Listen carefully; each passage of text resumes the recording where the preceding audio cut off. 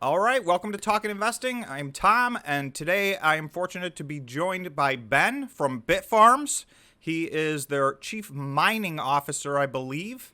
We're just going to have a little conversation today and catch up. Ben was nice enough to come on the channel about 4 or 5 months ago, so we're just going to do a follow-up and see what's going on. So, Ben, you want to just take a minute and say hello? Great, yeah. Thank you for having me, Tom. Like you said, my name is Ben Gagnon. I'm the Chief Mining Officer at Bitfarms. For those of you who don't know, Bitfarms is a publicly traded Bitcoin mining company based out of Quebec, Canada.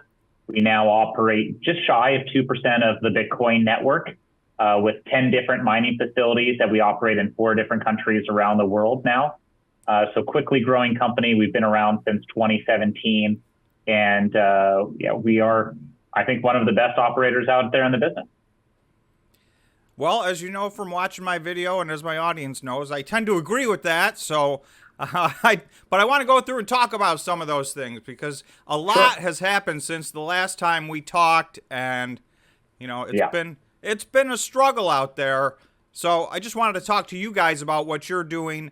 I guess the first thing I would just ask you is just where are you guys at in your confidence with Bitcoin in general? I mean, you're pretty much a pure play Bitcoin mining company. So, Yeah, I mean, we're about as pure play as you get.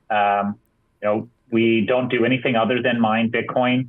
It's the only coin that we mine. It's really our only source of revenue. And we are true believers in and out on Bitcoin mining and its potential to both change the planet and also, generate massive profits for us as a company and for our shareholders. And for the industry has definitely pulled back, as everyone's aware, over the last couple of months.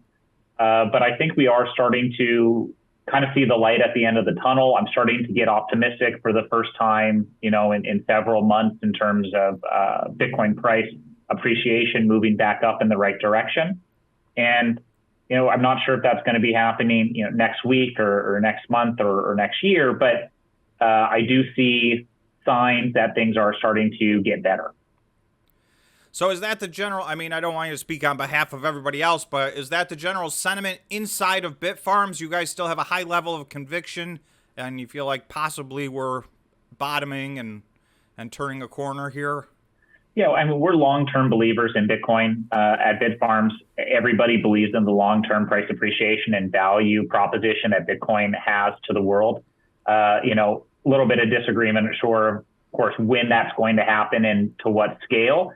But yeah, I think we are all starting to see the signs there. We're still going to take a conservative approach to our business as we always have, and focus on, the things that we can control. The things that we control are costs. We don't really have any control over the Bitcoin price. And so, as a business, we try not to focus our business on the Bitcoin price, and we try not to rely on it. We're focusing on what we can control, and that's operational cost and operational growth. So I do my calculations, across all the Bitcoin miners, and I use the financial statements. So everybody put out their June financial statements. Yep. And so, the way it looks, according to my calculations, you guys are amongst the lowest cost per Bitcoin, just from I'm not talking about depreciation. I'm talking about cash basis. Your cost per Bitcoin seems to be, among the lowest of all the Bitcoin miners. Is that what you guys are seeing internally? And is that changed since June, or are you think you're still in the similar area? We have always had a view to be on the low end of the cost curve of Bitcoin producers. We've never wanted to pursue growth at just any cost. Our real focus here has been strict discipline in terms of our electricity cost and our efficiency. And so we've made a lot of great improvements on that over the last 2 years, improving our operational fleet, improving our watt per terahash efficiency. And we've been very careful not to get into projects that are going to raise our average cost of electricity. And so we've had this long-term view for at least 2 years on nat gas prices going up, especially in Texas and the United States. And so that's why we've had this long-term play on hydropower. It's not just about the sustainable power, it's about the sustainable economics that hydropower brings with it. This is an energy asset which is not really, easily transportable. And it's something that if you don't use it, you lose it in the transmission lines, trying to bring it to another market. So we've specifically tried to tap into areas where we're going to be tapping into excess hydroelectricity production specifically. It's what we did throughout Quebec. It's what we did in Washington State. It's also what we've done in Paraguay as well. So 3 out of our 4 operating jurisdictions all fall into that same sort of criteria. And that's what's helped us to keep our power costs low. And so while a lot of our competitors are probably seeing significantly rising energy costs, our power costs have stayed stable. And that's because we've had that long-term focus. So if anything, over the last couple of months, our competitors have probably seen increased costs while our costs have remained fixed. On a distribution curve, that means that we probably just moved a little bit, to the left and a little bit as a more cost-effective producer that way. So do you guys, essentially with the hydropower, do you have some type of locked in or at least some restriction so that, you have a guaranteed price, or, does that cost spiral up when all the energy costs are going up? Is it just a money grab thing where, you got to pay more for your hydro? So hydro has a couple of different things going for it. And specifically, it doesn't have a whole lot of inflationary pressures on the inputs, right? When you're looking at fossil fuel generation, one, you obviously have the underlying commodity price, which is subject to inflationary pressures, but you have the whole supply chain component of it, which is subject to inflationary pressures. Then you have the regulatory burdens as well. With hydro, we're looking at assets where the hydropower plant was built decades ago, is completely paid off in terms of its debt and its financing package. Really, the only thing that they have as a hydro plant operator in terms of their OPEX is labor and some, basic machine parts for maintenance. And so the inflationary pressures on hydropower are very, very low compared with a nat gas producer or something, with other fossil fuel as an input. So that's really shielded us from a lot of that inflationary pressures. And, the reality is that the areas that we're tapping into just have such huge amounts of excess production and generating capacity that there is no shortage of electricity. There is no reason, to increase prices on everybody because there is no shortage of supply. In the area of Quebec, where we have 7 of our 10 operating facilities, they have gigawatts worth of excess production capacity that they cannot bring to market. And areas like Paraguay and Washington, very similar.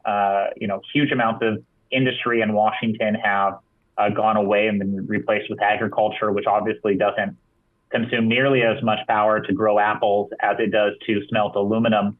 And so that means that all this excess capacity is there for businesses like ours to take advantage of. So that's a big difference. Most of the Bitcoin mining companies that are publicly traded in North America have a bigger component of other forms of energy. You guys have you're almost 100% hydro. I think you're moving into natural gas in Argentina, and I want to ask you about that in a minute. But I know that I was just looking at some research, and Canada has a massive amount of hydroelectricity. I think you guys derive 60% of electricity from hydro, is what I found. So if that's not exactly right, don't quote me on that. But it sounds to me like my question would be, is there a lot more room for growth for you guys when the time comes, from a hydropower standpoint? There's plenty of hydropower in the province of Quebec. And there's definitely plenty of other hydropower opportunities within Canada. We're looking to take advantage of those over time. It's a little bit of a slower process in Canada right now in terms of getting new power allocations, but we're still working through that process. We'd love to expand in those jurisdictions, but we're not, putting all of our eggs in one basket. And that's part of the reason why we've spread out and have a little bit more geographic diversification now. When I joined the company, it was all within the province of Quebec. And like I said, now we're operating in 4 different countries. So that gives us a little bit more room to grow by tapping into these areas of excess hydropower and excess energy infrastructure, where they exist around the world. So there's plenty of room to grow on the power side of things. Now we just need to find the right situation to tap into. Okay, you guys are. It looks like you've really turned into a situation where you're walking before you run in Argentina.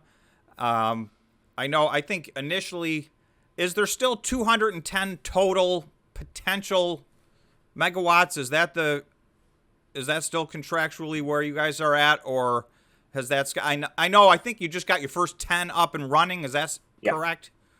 Yeah. So the contract is still for up to 210 megawatts of power production there. This is a behind the meter power plant. So we've got no grid connection there. We are really just working with the natural gas power plant to take, their existing infrastructure, which is not being utilized to sell power to the market, and, taking advantage of that opportunity. When the market pulled back, we decided to slow down on our expansion plans as well. We're still developing out power there. Like you said, we just turned on our first 10. We're going to have 50 megawatts built out by the end of the year, and we'll have another 50 built out by the second quarter or sometime in the second quarter of next year. But we still have the other 110 megawatts potentially to develop in the contract. And if market conditions improve, or I guess I should say when market conditions improve, that's something that we'd look to take advantage of, is that pipeline of future growth. All right, so that's also behind the grid. It sounds like. How's your cost on that? I know, a lot of places natural gas has spiraled, and it's cost prohibitive. But are you guys in a situation where you've got contractually something where is that going to increase the price of your cost per Bitcoin, or remain the same, or make it better? It's actually going to improve our cost, our average cost of power across the entire portfolio, which is the primary reason why we started developing this project. The power price has got two different components in it. One is a fixed power price at 2.2 cents per kilowatt hour, and the second is got a market component into it. When it all blends out, it's lower than our average price per kilowatt hour that we're paying now at 4 cents. And so we do have across the entire company a little bit below 4 cents average. And as Argentina scales up, that average is expected to continue to come down. There's a couple of different things in Argentina that help us out on the nat gas side. One, the Argentina market doesn't have the same sort of international market access that a lot of other countries have, which helps to keep the price lower. We also have an inverse season there in the southern hemisphere. So as the world goes into winter, Argentina is actually into summer, which helps to alleviate a lot of that natural nat gas demand that would come up there in the winter. And so we have kind of a seasonal hedge built in there by just being in the southern hemisphere. So those two things combined really help to kind of shield us there on the nat gas prices.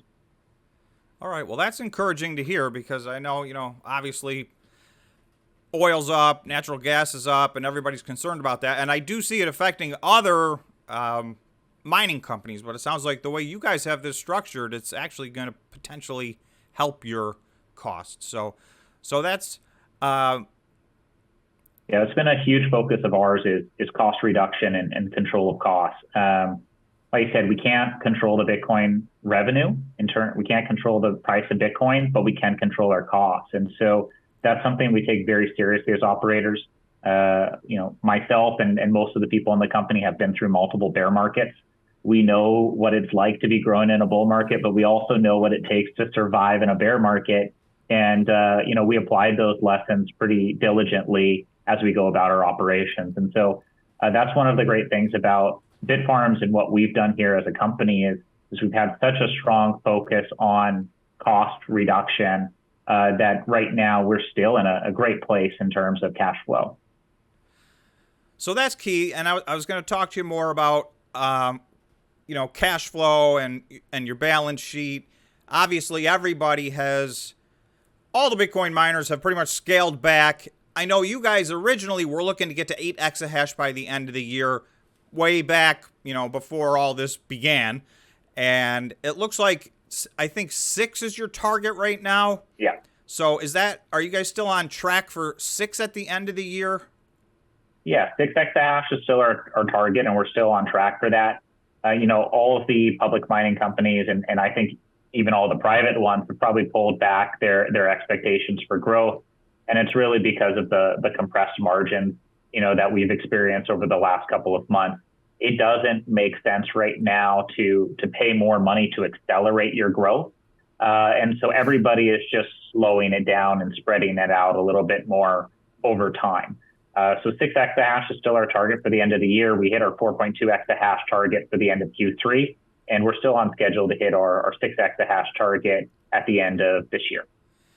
And then, if I remember correctly, I think you have 7.2 exahash worth of machines under contract. Correct. So is that still accurate? So those will be coming at some point. It's just those are not planned by year end, sometime in the first or second quarter of next year?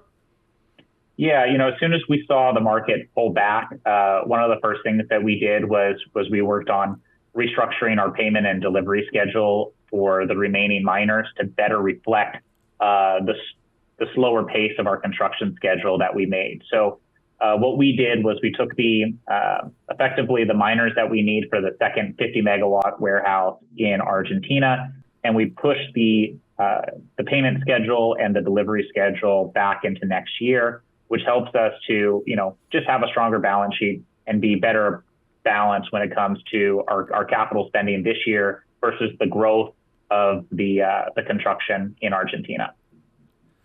So that sounds good. I'm going to ask, and you probably won't be able to say, but, do you guys have a concept of what your 2023 target is for exahash, or is it just a moving target right now based on, the things changing as they go? Yeah, so we haven't put out any guidance for next year as of yet. What we're going to do next year is we're going to look for strategic opportunities for growth. Next year is a year and a half away from halving. And so, we're going to be very, very judicious about the areas that we grow in and how we grow and what we pay for that growth with such a small lead time up into the halving. We're still going to grow as a company in terms of our hash rate and our infrastructure, but we're going to play that very strategically, and that's going to be a moving target that we adjust along with market conditions. So do you guys pay attention at all to the exahash arms race, or do you have your plan and you're doing what makes sense for your company? We obviously pay attention to what, our competitors are doing and what the network in total is doing. But for the most part, we're really just focused on what our company is doing and our growth plans. There's no ability for us to control how fast the network grows, just like there's no ability for us to control the Bitcoin price. And so, what we focus on is the growth that makes sense for us and the growth that we think is going to be competitive, in any sort of market condition. And so by planning our growth around efficiencies and cost of electricity, and then effectively our cost to run that equipment, so we call that our cost per terahash in terms of OPEX, that's where we manage everything. And then we can look at and forecast what the USD per terahash revenue looks like in a variety of market scenarios. So if Bitcoin price is at 20K and the network hash rate's at 240 or 220 or 260, if Bitcoin price is at 40K or 50K and network hash rate's at 300 exahash, we have sensitivity tables and analysis where we can kind of forecast what the possible economic scenarios are in terms of our revenue. And then we plan our growth and our operations around that cost variable so that irregardless of what happens in the network, we're positioned in such a place that we're so low on that cost curve that, we're going to be profitable irregardless.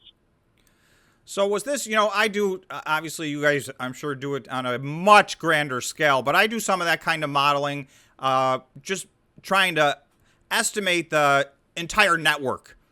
Yep. And I will tell you where we are right now is lower. At the beginning of the year, I put some scenarios together, and we are lower than my lowest scenario. So are you guys finding that the case, or is this one of the scenarios you were looking at? Yeah, so we've revised our end of year expected hash rate guidance as well. At the beginning of the year, we were expecting somewhere around 300 to 350 with an expected value, I think, of about 320.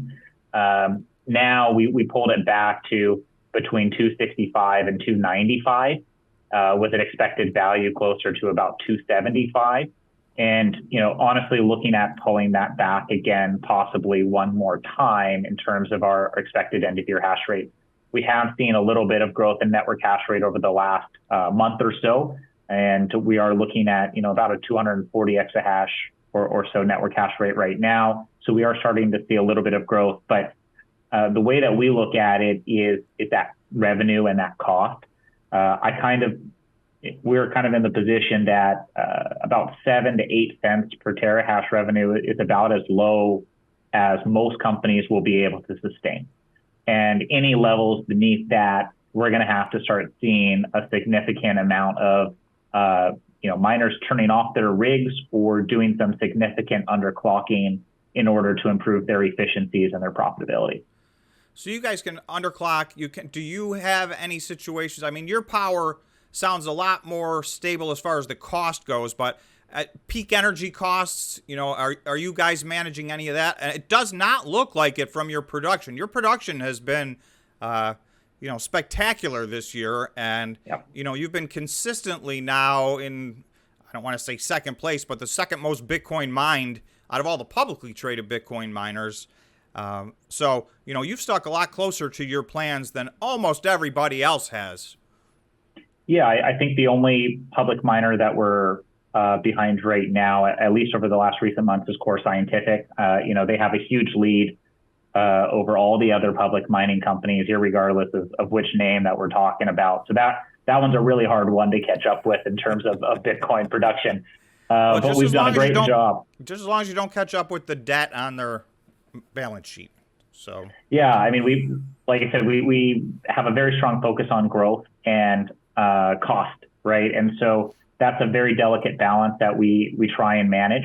We're not in a situation with any of our power providers where we have highly volatile energy prices going into our operations. So that enables us to have consistently high uptimes and consistently strong production reports month after month. So while a lot of our competitors are experiencing rising electricity prices where it's no longer profitable to mine and they're forced to curtail for economic reasons, it's not a situation that has really applied to us, nor do we see it applying to us at any time in the near future to any of our operations. So that's an area where we've done really well at. We do always have the ability to underclock if we want to underclock, if that would improve mining economics and profitability. It's not something we've done very often as a company, but the last time we did it would have been I believe it was March or April of 2020 when the Bitcoin price was about $3,800. We did some underclocking back then to improve our margins and efficiency. Right. And that's still a tool that we have in our bucket, to pull out if market conditions were to get any tighter. Okay, that makes sense. Do you guys have to do any curtailment in the winter? So obviously there's some months in Canada where, there's extreme temperatures.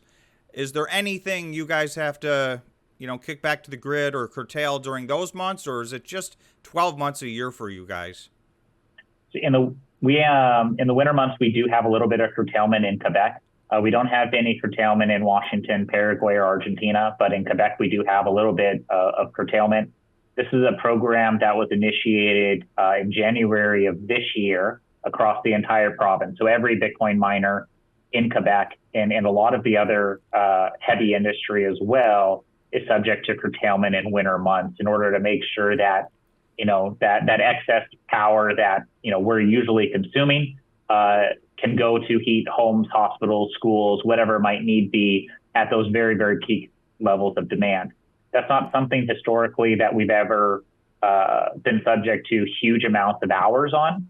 And there are constraints in terms of how many hours we're able to be curtailed every year at each site. But yeah, we will expect a little bit of curtailment during the winter months in Quebec, but that is,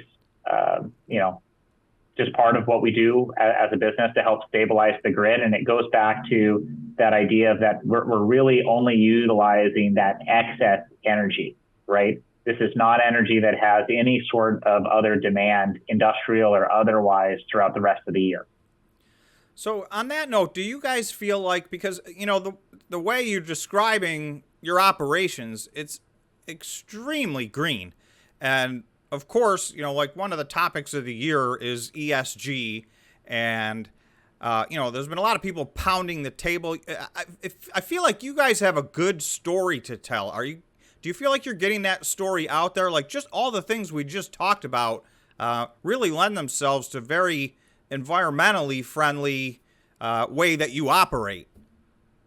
Yeah, it's been a core, focus for us as a company for a long time. We knew that this was something that was going to come to the forefront at some point in time. It's part of the reason why the company was founded in Quebec back in 2017 is because we wanted that hydropower resource specifically.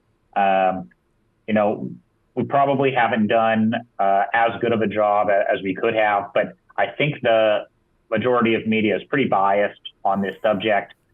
We've done countless interviews with, mainstream media reports on Bitcoin mining, the environmental impacts of Bitcoin mining. I've written several pieces about it, and really it doesn't get the traction that it deserves. So we've got a great story here. We've mined over 16,000 Bitcoins with hydropower over the last 5 years. Very few companies can make claims like that. We've been and still are, the vast majority of our power consumption is all hydroelectric, renewable, and excess. So we are doing great things here.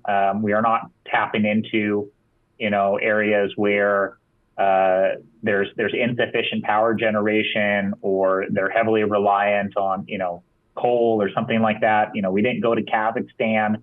We focused heavily on that hydropower resource. And like I said, not only because of that, the sustainability of the energy resource and the cleanliness of it and the, the impacts there on the environment, but also because of the sustainability of the economics behind it. Right. That's working in both ways. So I know a lot of my subscribers, get a hold of me or leave comments and talk about, why isn't Bitfarms getting a bump in their stock for, this, what should be viewed as a very positive ESG. And I just feel like you guys are fighting at the moment, almost an unwinnable. There's so much noise on the other side of this argument. And for whatever reason, Bitcoin has been a little bit singled out, I would say. But, your equation, I mean, it's extremely green. Yeah, it's, if you get an answer to that, I would also like to know. It's something we wonder about quite a bit too. But, the reality is that, we don't have control of the Bitcoin price. We don't have a lot of control of our share price either. We focus on our operations and being one of the best operators in the business, which we are. We have consistently high production reports. We're consistently hitting our production targets. We're very, very close to our production target. We're increasing our hash rate, increasing our capacity, increasing our monthly Bitcoin, production rate. We're doing what we need to do as a company, and we're playing the long game here. It may be that some people haven't noticed it to date, but you can't ignore the numbers forever. And we produce some of the best numbers out there, and we have some of the best facilities out there, and we're happy to show them off to people because we're very proud of what we do and what we've created. We have, I think, really some of the best facilities on the planet. Do you think that we've got, the other big buzzword now is regulations? There's, especially in the United States, I know that, we've gone, all the agencies are putting their thoughts together, and there's some regulations coming. How do you guys feel about that? And I'll bias you with my answer first, but let me know what you guys think. I feel like it's such a big looming thing over the industry that at some point we just need to get the regulations and move on. So, I mean, do you guys feel that way, or is this something that you're concerned about? I mean, it's something that we're keeping an eye on very closely. It's something that also we are starting to work on in terms of educational efforts with policymakers and bureaucrats and that sort of thing. Personally, I'm doing a lot of that work both in Canada and the United States on the educational side of things, because it's pretty clear to me that through our conversations with various, politicians and staffers and everything else, that they don't actually know very much about what we're doing, and they don't really understand the impacts of what they're proposing to regulate. The only argument so far really in favor of regulation is on the environmental side. And to be honest, Bitcoin mining is really the only incentive on the planet to directly reduce your emissions without a government subsidy. And you look at how much energy we consume as an entire industry, you look at the relative percentages and everything else. I mean, we're consuming, somewhere between 0.1, 0.2% of the world's electricity consumption, similar to the amount of electricity consumed by Christmas lights. And we're providing that economic incentive to reduce emissions with methane capture, with flare, with excess energy usage, with all these different things. And so, not only is the impact of our industry just incredibly small, they're also going after one of the only incentives that exist to reduce emissions, without that government subsidy. So if the goal is to reduce emissions, going after Bitcoin mining is a very bad way to go about it. There are much more effective targets to go after, and there are much more effective ways technologies to reduce emissions than going after Bitcoin mining. So the approach that we're taking is one of education and one of reaching out there and making sure that our voice and our story is known and heard, because we really don't think that most politicians are at the place right now that they should be legislating on this subject, because they really don't know yet what we're doing and the impacts that we're having. And if you look around at the communities that we operate in, especially on the very local level, we have such a positive impact. Mayors love us because we're investing in these areas that have not seen industrial investment in years or decades. In Quebec, we have 7 facilities, 6 of which are renovated industrial facilities, which have sat vacant for years, and in the case of some of them, decades. And so, we're investing in these rural communities. We're creating high-paying tech jobs. We're generating massive amounts of municipal tax revenues. This is stuff that has massive impacts on the communities. And throughout Quebec, we have mayors constantly calling us saying, hey, we saw what you've done in this area. We saw what you've done in this city, in this town. We have similar levels of infrastructure. Can you come here and do the same thing? And so on a local level, I think we've been very effective. And now it's about actually working with kind of people on a higher level, on a provincial and on a federal level, in order to understand the impact that we're having and to, not stop us from having that impact, but actually to encourage us to continue development in these areas, continue improving these smaller, more remote, parts of the provinces and the states that we operate in, because we are really having a tremendously positive impact. Well, I think you bring up a really good point. This is almost a grassroots type of thing where locally, and I think there's a lot of Bitcoin miners that are helping a lot of very depressed areas that have been abandoned. Those are perfect opportunities for mining Bitcoin. So maybe it just needs to be more local government kind of pushing up and educating. It really is educating, and I could go into some stuff. I'm not going to waste your time with it, but there's some studies out there that are just grossly misleading or grossly incorrect. And it's very frustrating to me. I don't want to, we all agree, let's do the right thing for the environment. So every time you start talking about this, people think you're anti-environment, but it would just be nice to get the facts out so that everybody understood what the reality was. Yeah, it's a really frustrating thing to be fighting against a bunch of fraudulent facts and figures.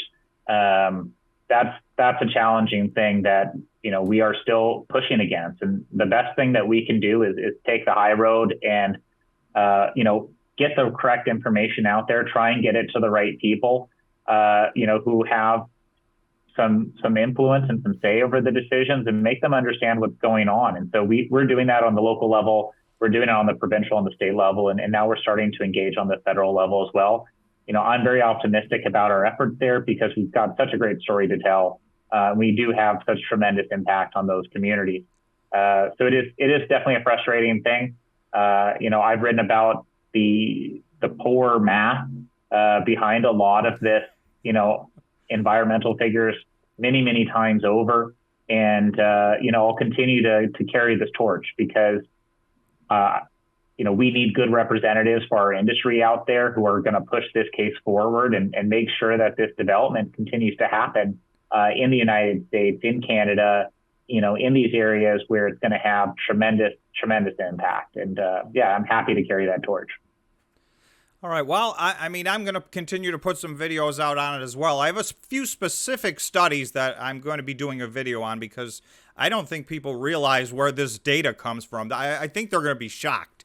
So yeah, and it sounds like you're already.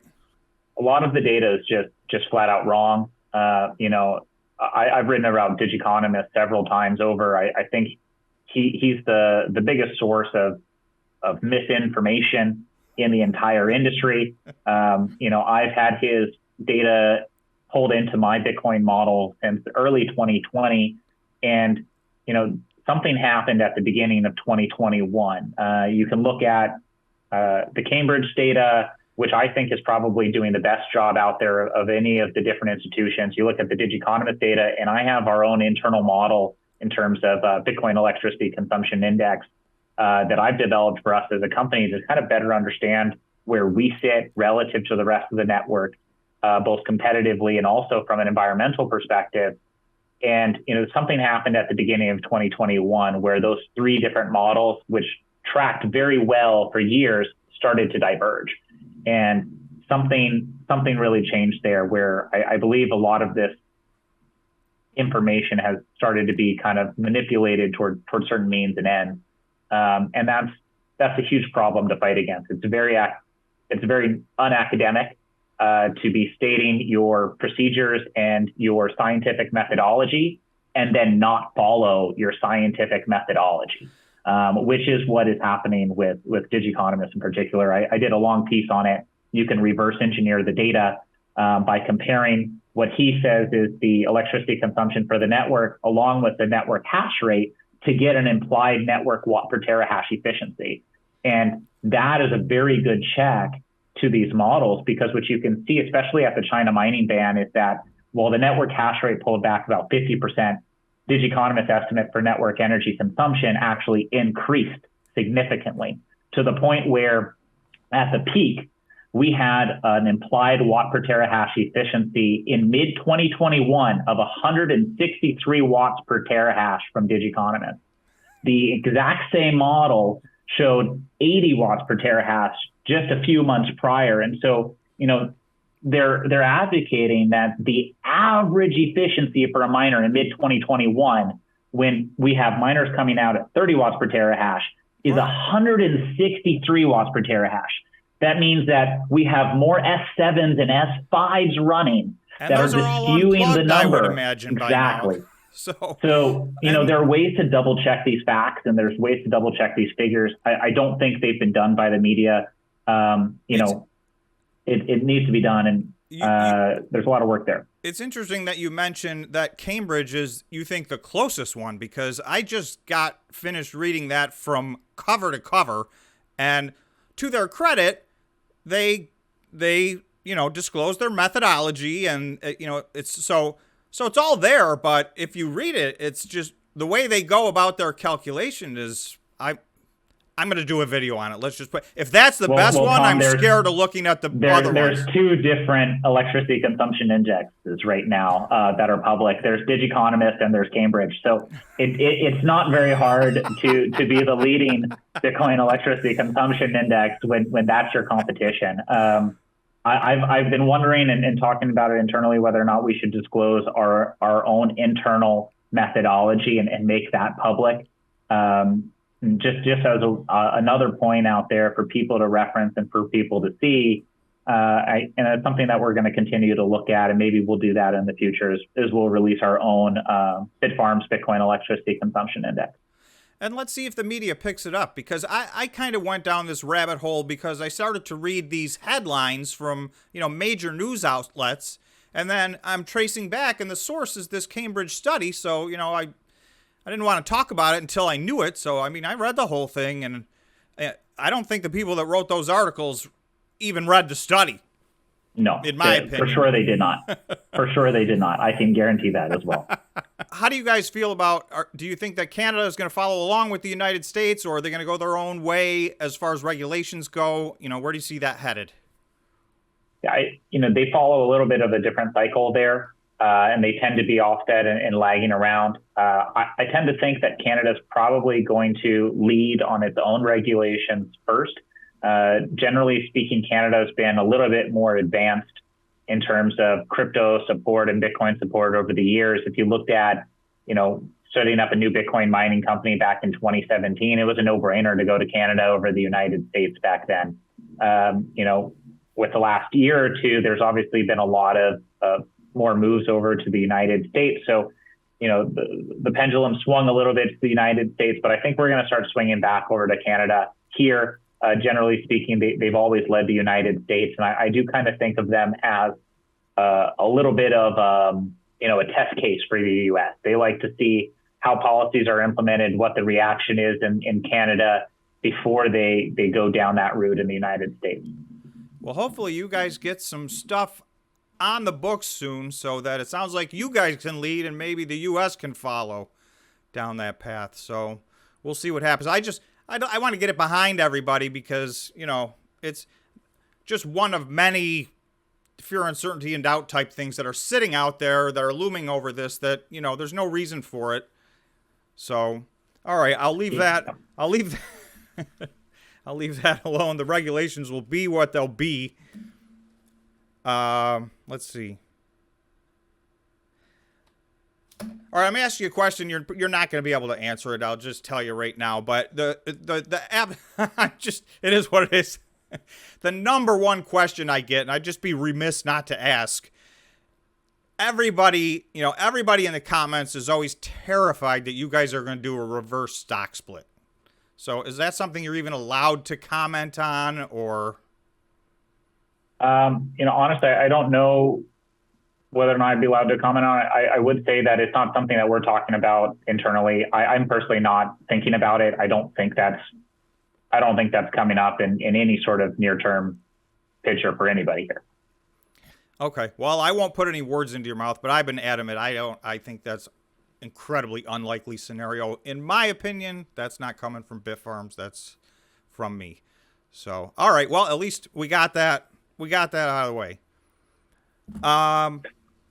What else? Anything else you can think of that you want to talk about or that you want everybody to know about Bitfarms right now? Well, I think, our story is quite a good one. We really need to be doing a little bit more outreach to make sure that people understand our story. One of the things that we've been focusing on in addition to our operations is just the quality of our reporting and our transparency. We've tended to lead the industry in a number of different facets over the years, in terms of, being the first to, set up massive hydro operations in Quebec, being the first to go through the front door with the Ontario Securities Exchange Commission with a long-form prospectus when we did our filing. We didn't do reverse takeovers. We didn't do a SPAC or anything like that to get listed. We've always tried to do things right, transparent, with this kind of long-term view that when institutional investors come in, they're really going to, sort through all the different companies out there, and that's going to stand out. So we were the first one, and I'm not entirely sure because there's now such a huge increase in the amount of publicly traded mining companies. I think there's 29 or 30 of us now. Incredible. But we were definitely the first one to be audited by a Big Four. We're still audited by Big Four. I think you're still the only ones. I'm not. As far as I know, we are, but I'm not 100% because there's just been so many new entrants, over the last year or so. That was my background, actually. I came out of one of the Big Four accounting firms way back when, so I haven't done that in a long, long time. But well, yeah, it just goes to show about how we try to do things the right way. And so, with our September production report, we introduced a little bit of a new format there with the goal of, really, let's put our numbers out there. Let's be more straightforward and open with our numbers. Let's try and raise the bar here on transparency so that, everybody else has a new standard to meet or possibly exceed in the future. I think we were very successful in that production report. It's, figures that we're going to be reporting on consistently from here on. And we hope that others do that because, unfortunately, what we've seen is a trend to the opposite. So while we're trying to get more transparent, what I've seen amongst a lot of our competitors is more opaqueness. They're trying to hide a little bit more of the facts, trying to hide a little bit more of the figures. They're reporting less They're making people try and guess more, and there's a lot more ambiguity in their reporting. And with some of the best operations, some of the most cost-effective operations, we're not hiding from the numbers. We got nothing to hide from. We want those front and center, and we want people to know just how good of an operator we really are as a company. And so that's something that we focused on very heavily. It's something we're going to continue focusing on. I hope other people take notice of that, because it's something that we have put in a lot of effort into in improving. And it's something that I think we are truly leading the industry in, is just that reporting transparency and those standards. Well, I can tell you, I personally appreciate it. I mentioned it in my video. You guys always lead the way. You're the first ones, first business day of the month. I don't know if that's your official policy, but that's what it's been. You guys have reported on the first business day of the month. And this past report that you just put out was extremely detailed. And it's a lot of the stuff that I've had to take the time to try and impute or figure out on my own. But you guys just have it all right in there. So that was tremendous. So I want to thank you for that. Yeah, we've been getting a lot of compliments on that over the last couple of days from our capital partners, from other players in the industry, from analysts. We've gotten a lot of positive outreach about providing that transparency and providing those figures that people are really hungry for. So, glad to see that that's being well received, and we're going to continue to try and lead the industry in that. From our perspective, the first trading day of the month is important to release those numbers. It's as early as we can release it, and that's our goal. We know exactly what we produced at the end of the month.